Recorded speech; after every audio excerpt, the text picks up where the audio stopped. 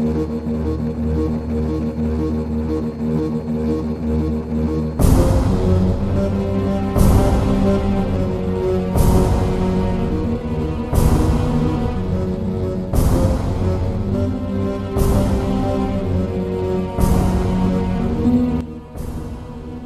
William F. Pepper is a U.S. attorney and UK barrister who was a friend of Martin Luther King.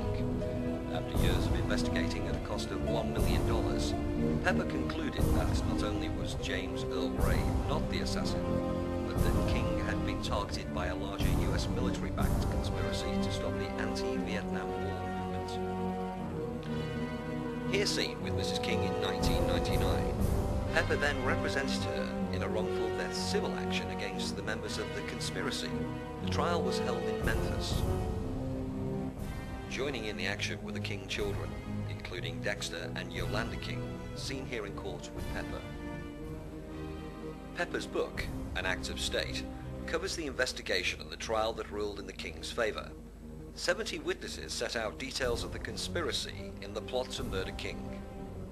It was led by the 902nd Military Intelligence Group under General William Yarborough, seen here with his aides, and FBI Director J. Edgar Hoover, who was also involved, along with the CIA under Richard Helms. 2 assassination teams were in place in Memphis, one under the military. Spotted here, Agent Merrill McCullough of the 111th Military Intelligence Group is kneeling over the fallen Dr. King, less than 1 minute after the shooting.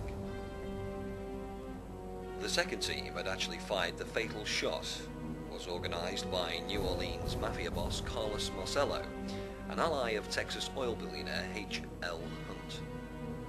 Marcello employed his henchman, Frank Liberto, shown here, to organize the operation in Memphis. Liberto in turn employed a man known to witnesses and to Ray and others as Raul to fire the shot. Various photos of Raul are shown here. Corroboration on Liberto's involvement was made by witnesses Lavada Addison Whitlock, shown here testifying in 1999, and by Nathan Whitlock, to both of whom Liberto disclosed his involvement. Arthur Wayne Baldwin was a former mob-associated Memphis topless club owner who was offered 2 separate contracts, mob and FBI, to have James Earl Ray killed in prison. The jury took an hour to deliberate in King's favour. One juror said, "We all thought it was a cut-and-dried case with the evidence that Mr. Pepper brought to us." As Pepper has written, when Martin Luther King opposed the war, he was threatening the bottom lines of some of the largest defence contractors. This was about money. He was challenging the weapons industry. Also in 1999, William Pepper was retained for the shareholders of the company Banner International by its former CEO, Stephen Requa, shown here in 1991, with then the Peruvian president, Alberto Fujimori. Requa is a member of a famous California mining and railroad family, who was at the time exploring gold mining claims in Nevada and Honduras. Requa retained Pepper after concluding that joint mafia and corrupt FBI hostilities were directed against him, as in the King case, shortly after this meeting in an effort to defraud his company of its gold mining claims and extremely geological files. My name is Stephen Requa. I'm the former CEO of Banner International that was based in Utah. In 1993, the company had major mining claims in Nevada, covering some highly prospective gold properties, and we had a 110 square kilometer concession in Honduras. I had folded into the company in the 1980s what assuredly were the most valuable mining records for exploration in the Western Hemisphere that my family had collected in association with former President Herbert Hoover. My name's John Prochnow. I'm a mining engineer and geologist with degrees from the University of Washington in Seattle, Washington, and McGill University in Montreal, Canada. I've spent my early part of my career with the Selection Trust Group and Billiton International Metals. With the Selection Trust, I managed the U.S. operation and was responsible for the development and the discovery and development of the Alligator Ridge Mine in Nevada.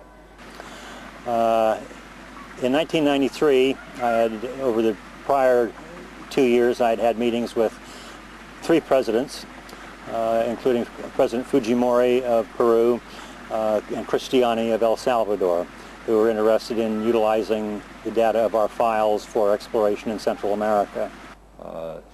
In 1991, I formed Brandcode Holdings, one of the first 5 companies listed on London's alternative investment market when it was formed in 1995, and which was recently sold to Meridian Gold for approximately $300 million. In 1993, I had signed a $3 million financing agreement with a Guatemalan banker to develop our properties.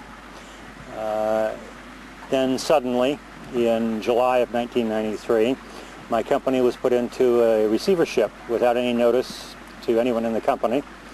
The company at the time had $400,000 in its checking account. It had no debt. It had all its essential obligations paid a year in advance. And we were verging on great success in several areas. Nonetheless, we were put into a receivership. The company was eventually dissolved. The properties and the database were assigned to another company that was set up by the receiver himself personally.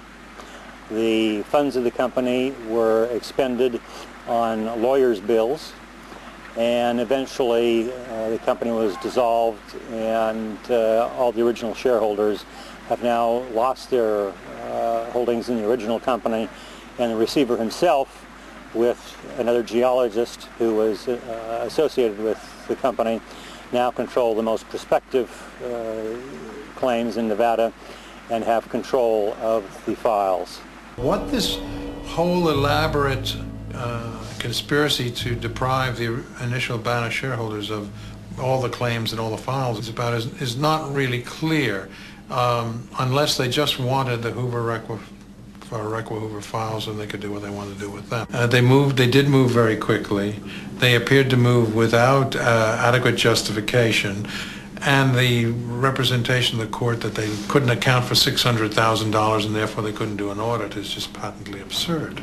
Now, I have gotten copies of financial records, so we do have a complete set of the corporate records now of Banner. So you were vindicated, Steve. Great. And don't go away today without getting a copy from me so that you can wave them and say, see, I told you I didn't make it up.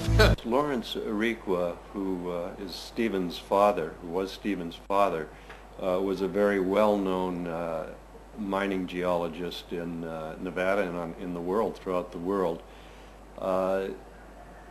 And the third generation, I believe, of a family of very prominent engineers, mining engineers and entrepreneurs that began with the great-grandfather who came to California during the gold rush and had a very successful career in developing mines there, and following with the grandfather, Mark Requa, who was an associate and very close friend, business associate, and campaign manager for Hubert Hoover, another famous American mining engineer who subsequently became a president of the United States in 1928 to 1932, I believe. Requa had brought Nevada into the age of copper. Following his success at Ely, Mark Requa turned to government and politics. As Republican National Committeeman, he masterminded the 1928 presidential nomination of his fellow mining engineer, Herbert Hoover, and managed much of Hoover's subsequent electoral campaigns. Following his presidency, Hoover joined with his friend Requa to pursue new mines. Requa's son Lawrence, seen here with Hoover in the field, joined in, and after his father's death became the active manager of the Requa-Hoover effort.